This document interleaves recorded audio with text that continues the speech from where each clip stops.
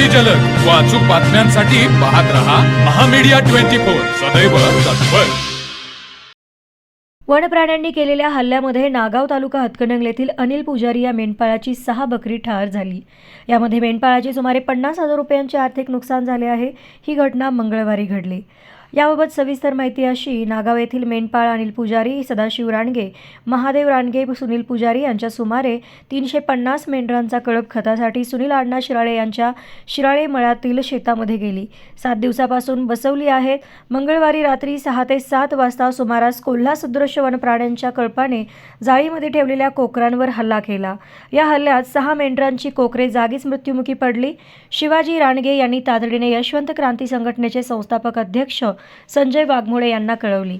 वाघमोडे यांनी ही घटना वन अधिकारी यांना कळवली। त्यानुसार वनपाल कुलदीप कांबळे, वनरक्षक प्रदीप जोशी व पशुसंवर्धन अधिकारी घटनास्थळी दाखल स्थळाचा पंचनामा केला। डॉक्टर प्रवीण नाईक, पशुधन विकास अधिकारी, पशुवैद्यकीय दवाखाना हेरले यांनी मृत कोकरांचे शवविच्छेदन केले। घटनास्थळी यशवंत क्रांतीचे संस्थापक अध्यक्ष संजय वाघमोडे भेट देऊन तात्काळ मदत करावी अशी मागणी केली आहे।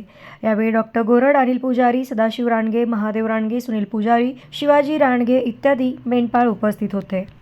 तर मग चला सबस्क्राइब करायला विसरू नका महामीडिया 24 न्यूज चॅनलला। महामीडिया 24 सदैव तत्पर।